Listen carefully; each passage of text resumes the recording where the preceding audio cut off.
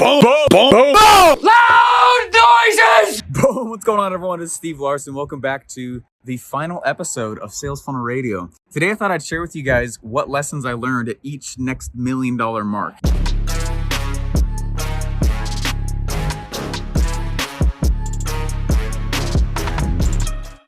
Y'all know that it took a long time for the first $1 million.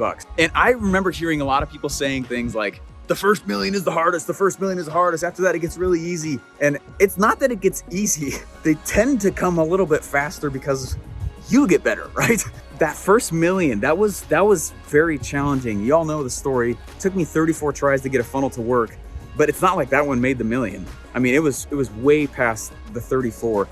It was 17 tries before I knew what a funnel was. And then it was 17 more funnels, real legitimate attempts at funnels, before one of them really started making significant cash. It was probably another, beyond the 34, after that one that really started making significant cash, it was probably another 15 products / full out funnels and launches before like the 2 Comma Club funnel. That first $1 million is rough. And the problem that you're trying to solve is straight marketing problem. Who do I sell? And what do I sell, right? What am I selling? How do I sell it? Who do I sell to? They're all marketing problems that you're trying to solve in that first $1 million. And I didn't know that. When I left, it took me 13 months to make the first $1 million, and it was all marketing problems, and I had to become a better marketer. After the first $1 million in total business revenue, the jump from 1 million to 2 million was half the time. The second $1 million was 7 months. I was launching lots of products. There was kind of just this flurry barfing of activities. There was strategy, but it wasn't like, it was too much of a single kind of strategy. I was doing a lot of low ticket stuff, and it worked. I mean, it was all over the place. Number 2 is like a messy million. Okay. I had to not just take on and learn how to solve marketing problems. That's really when I started learning how to solve team problems. I had to learn project management, and I was already pretty good at that. That part came naturally a little bit to me. But like, oh crap, like I need to learn how to do a stand-up meeting in the mornings. I need to learn how to follow up and see if this task got done, or how can I get information flowing to me? You know, it's stuff like that. This is the parts of building a company, right, that I need to go learn, not just get on launch to the next funnel. First $1 million took 13 months, second $1 million took 7 months immediately after. I was more about project and team management problems. The third $1 million was significantly faster because it happened in a day. It was very fast. I got thrown and catapulted into business building admin style problems. You can scale processes. You can't scale something that doesn't have a process. So I got really, really heavy on my processes itself. That was really, really powerful to learn that. The fourth and fifth $1 million has been really just more of the same activities that caused the third. But the problem that I've run into with the fourth and fifth $1 million is we're leaving startup phase, you know, in the eyes of suppliers, in the eyes of institutions. I've had to go sign things with my bank saying that I'm not in internet gambling, I'm not selling drugs, I'm not like, you know what I mean? Like, it's really weird because this fast, this speed of growth, you know, it's not normal, and I know that, but you kind of have to prove that you're not doing illegal stuff. So it's like, especially when the $1 million day came around, if you guys didn't see that episode, I talked about that and really what happened after that $1 million day. In fact, I think the episode is called The Day After the $1 million Day. Great episode. You get to see all the crap that came with that afterwards. Ha!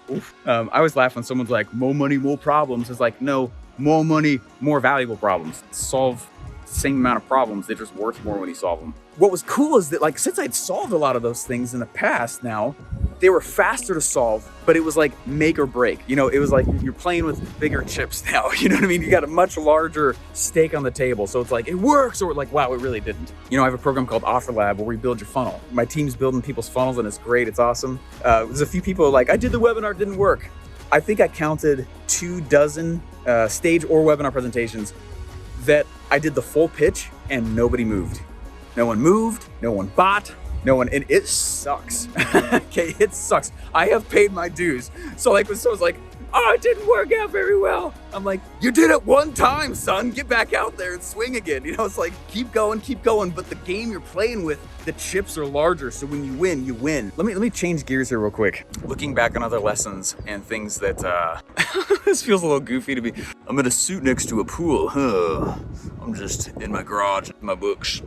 So I asked my group, I said, what does capitalism mean to you? And if you're not in my group, go to thescienceofselling.online, thescienceofselling.online, and it will forward you to the Facebook group that we have. Well, I made a post in there probably about 6 months ago, and I said, hey, what does capitalism mean to you? Like, you know, this is obviously a huge topic. We want to keep it one. What does it mean to you? And I got a lot of really, really cool responses from you guys, and I want to just go through what some of these are. You guys said, it means I get to live my dreams. Capitalism is the right to make money. Capitalism means I get to build a legacy that I choose. It means I get to solve problems for a lot of people and get compensated for it. Capitalism means that I get to create value. I feel like part of the role with Sales Funnel Radio has been to find those who also believe similar things. My goal with the whole capitalism and capitalist big thing, and by the way, you can get shirts and stuff like that. We do swag drops at capitalismswag.com. My whole goal with that is I don't believe that capitalism is enough in the conversation. Let me just tell you a really cool trick. If you can find something you really believe in, really, really believe in, a message, a movement, a cause, and become a voice for that cause, what you'll find is that a lot of people will run to you simply because they may not know how to be the voice for what they believe in themselves. Just take a stand. What do you believe? I did not start Sales Funnel Radio with the intent to, the whole capitalist pig thing, man, I didn't start doing that kind of thing till episode like 230. 230, okay? The audience resonated with me saying that I believe that kind of thing, and I was like, crap, like, let's just make this a real thing, you know? Very powerful for you to go find a message that you believe in and attach your business to it.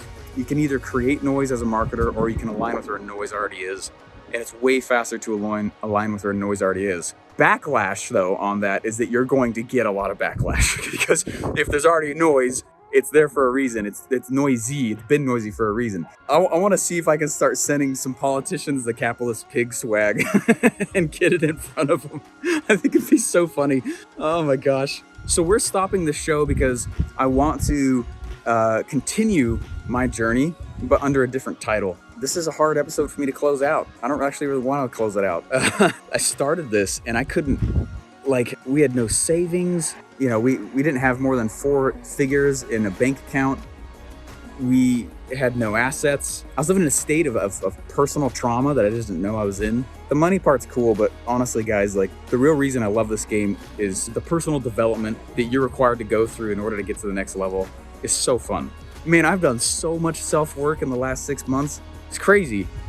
I'm so much more at peace with myself. It's ridiculous.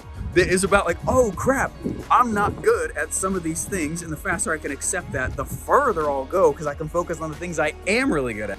I am required to go through significant levels of self-growth and development in order to play the game. While you're pursuing profit, which is going to be the name of the next show, okay, Pursuit of Profit is going to be, we're building a studio right now. But while you're pursuing profit, there's really 2 things you got to go be aware of. Number 1, the marketing and business skills. But number 2, your self-management skills. And you can't do the first without the second. And it sucks because I remember people saying that stuff. It's all about your mindset. And I'd be like, tell me something different, man. I don't want that to be the answer. I think one of the greatest gifts you can give yourself is self-awareness and the ability to step back and say, this is where I'm sucking it up. And this show, although it's been called Sales Funnel Radio, I haven't actually talked about tons of sales funnel stuff because I'm talking about my own journey. The sales funnels, it really is, after a while, it's just a big formula. And when you follow it, it works. What people suck at and stumble at is this other piece. And that's why Sales Funnel Radio has been a lot of the topics that it's been about. I've talked about offers. I've talked about capitalism. I've talked about publishing content. And those are easy keystone pieces that once you just accept you're bad at, it's easy to get good at. Just start doing them. Just do them, right? We crossed 5 million in 2 years of me leaving? What? It's because of these rinse and repeat models. They work, but I sucked for a while. Money does not make you a jerk. If you already were a jerk, money will make you a bigger jerk. Money doesn't make you prideful. There's a lot of poor people that are proud, like in the bad way. You know what I mean? That's not what I'm talking about. It's an amplifier. Money will take you and it will turn you into more of who you already are. Charity is not money giving. That's a way to do it, but that's not charity. You can be charitable and poor, but it's not dependent on cash. And I think that's been part of like the massive earth-shattering, oh my gosh, like I wish this wasn't the answer kind of things that I've learned in such a short period of time. And I'll be honest, it's been like a 2x4 to the face. Just whoosh, it's been rough to go learn. The game will change you faster than you could change yourself. But most people aren't willing to be comfortable, so they don't do that. They don't give themselves to the game. This is why I get all huffy when someone's like, it didn't work. And I'm like, oh gosh, the left eye's starting to twitch.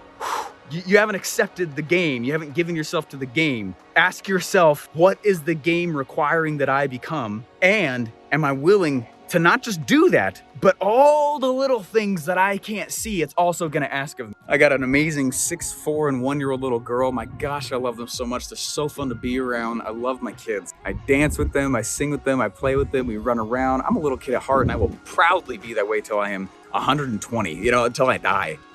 I'm watching them. Man, just because they fell down doesn't mean that walking is wrong. Just because they got hurt while playing doesn't mean they shouldn't play. It's the exact same thing when you're an adult. It's like, and you start pursuing this game. You just opted into a coach called capitalism that is a little bit rough and a little bit aggressive, and most people aren't willing to do it. And it's going to be really, really, really freakishly, brutally honest with you. And you may not like that. But the faster you can sit back and say, hello, game, I'm willing to give myself to you for a moment. Man, then like some of the coolest things begin to happen in your life. That's my mentality. Some of the biggest lessons I've learned around this in the last 300. This is the 301st, there we go, 301st episode. And it's been a really interesting ride. So guys, thanks so much for being a part of it. I really can't tell you how much I appreciate it. But when I left my job, I wanted to document my journey in a way. I said yes to being exposing. I was like, I'm gonna expose everything that's happening to me, both on the outside and on the inside.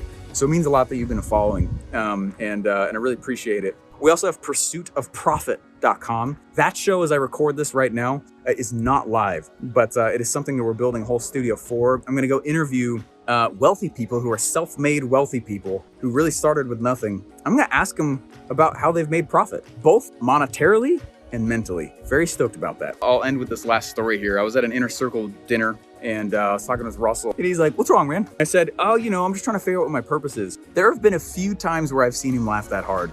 And I was like, it's not that funny, man. Like, I'm trying to figure out what my purpose is. And it's funny because y'all ask me this frequently too. And after he caught his breath, he leaned up because he was standing. He literally was keeled over laughing super hard. He sat back up and he was like, oh my gosh. I was like, it's not funny, man. Like, what's my purpose? And he goes, dude, I was like 13 years in entrepreneurship before I found out I was supposed to be the funnel guy. He's like, you know the answer to that, man. Just go provide value until you find out what that is. Just go solve problems. Money is the byproduct of marketing.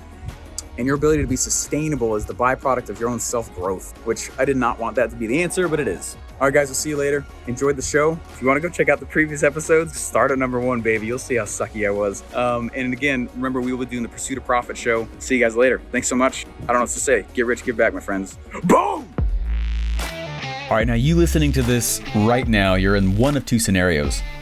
Either you're currently selling a product and you've got a slick sales funnel and traffic, there's ads, and you have content bringing in new customers.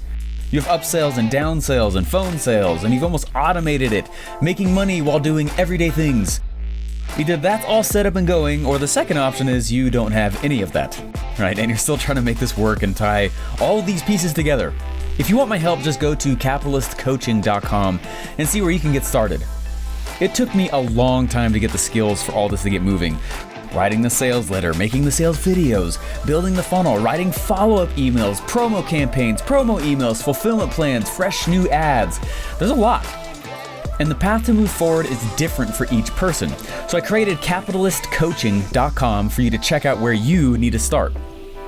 Whether you're just starting out with no product, no list, or a single clue on what to do next, or if you're like one of our big corporate clients who just needs to add more revenue and scale your offer, go to capitalistcoaching.com. I don't really believe in shortcuts, but I do know you can speed up the path on the journey. Figure out the best place to start by going to capitalistcoaching.com now.